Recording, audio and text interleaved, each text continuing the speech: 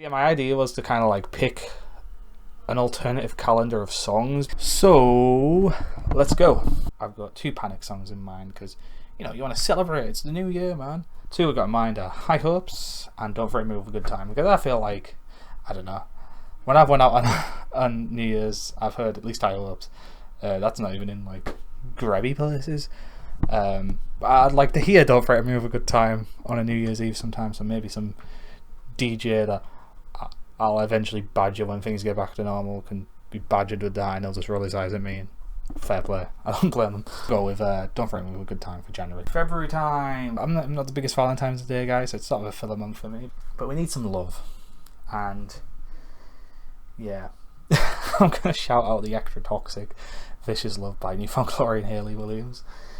All the connotations in the world that have since transpired, you know, kind of make that a bit of an awkward song. But I like the song, and as toxic as it is, I don't know, it makes me think of love. So there you go. Again, you know, guilty pleasure, and I feel bad for liking him every time I listen to him. But Drug Amnesia by Followed in Reverse, that's gonna make it for you. That's a sort of a ballady song for me. I don't know. And again, no apologies again for recommending another Neck Deep song, but a part of me has to at least make a nomination.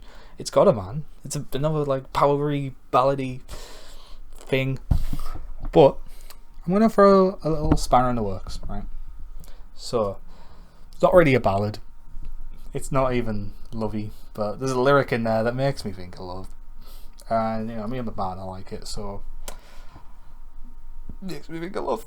Excuse me, don't know what happened there, but yeah, Dance Macabre by Ghost. Despite the deafy name, you know, the lyric "just want to be with you in the moonlight." I don't know, that's really romantic to me. That I'd like that. I'd like to be serenaded to that. That would be a good Valentine's Day. That's why it's making the cut for February. Right, since it's already spring, I've got 2 going that could also sort of fit for like the Season of Depression Part 4, but I feel like there's parts in them that make me feel like things can get better too. So again, sort of pop punky, but movements, daily. Honestly, a song that makes me feel a lot better when I'm having a shit time. Yeah, and another one that indicates like, you know, spring's happening or coming is Take Me As You Please by The Story So Far. And yeah, I know, as more of an album that's kind of like dedicated to fall and things changing, came out swinging. Hell of a banger. Pop punk, modern pop punk anthem. And it's going to go at March, so well done, Dan C.B. Campbell. As a big wrestling fan, that April needs to have a song that's all about the wrestling. So yeah, I'm going to go with an old WrestleMania theme. 2001 represent. Chocolate Starfish Hero and Biscuits are the good stuff, essentially. Well, you know, one of the good albums.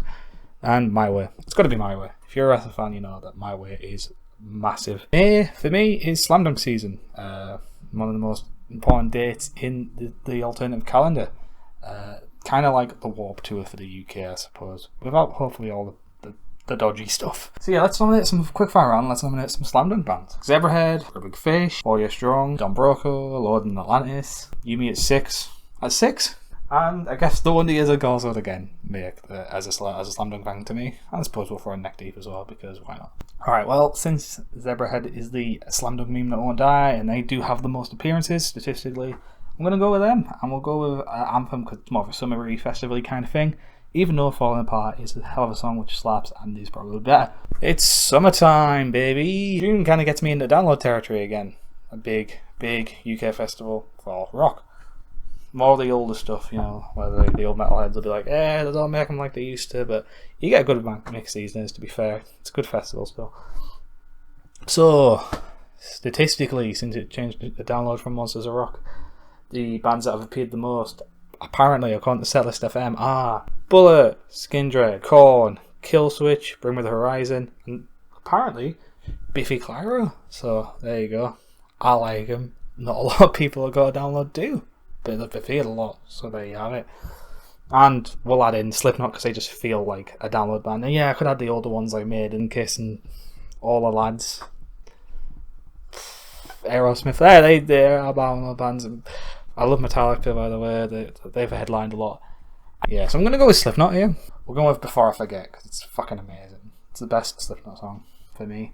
And that's what I like best, so it wins June. July time, and as a UK citizen, it's probably the best weather we have. So thinking of that, you want music that gives you that kind of summertime vibe. And to be honest, I'm cheating by recommending a whole album here. But The Finer Things by State Champs is a summer anthem. Like, all of that album. If I had to pick one, it'd be either Elevate or Remedy or something like that. But then there's Deadly Conversation, I could go through them all, but it's not even fair. And I'm forgetting off the top of my head, so... But I'll tell you what, for the sake of a song, we'll go with Elevate. August Time. And again, we need those kind of like party bands, so you're thinking like, like Seaway or Bowling for Soup or Andrew WK Party Hard. Or like, Dance Dance from Fall Out Boy or Feeling This from Blink. And right, I fucking love Blink, right? I really do. And Feeling This is my favourite Blink song. And it makes me feel good vibes, good summertime vibes, all yada yada yada. But anything from Sum 41's All Killer No Filler album could make it for the August and summertime track. And I did see him in August at Leeds Festival, so it also has a bit of more sentimental value. But and I know like Does This Look Infected was the better album, by the way. I agree. I hear what you're saying.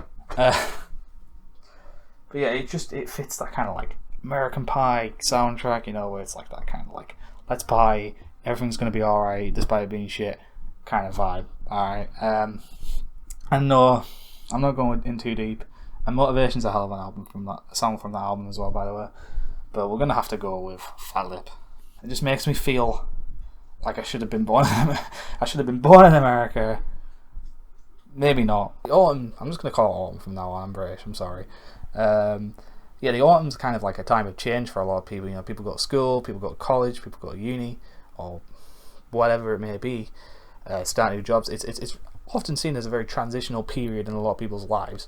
And I feel like that's the kind of song, especially for September, that's the kind of vibe we need to be going for. It's also like a real time for moods, of course. Like, people's seasonal depressions will start, which, going into like the nights are getting darker, leaves are falling, summer's ending, moods change, and songs, we're going to need to represent that. And of course in the autumn you eventually have the big spooks and fireworks, but we'll get to that in a minute. We're focusing on September right now, time of change. So let's get to some songs that make us feel some things.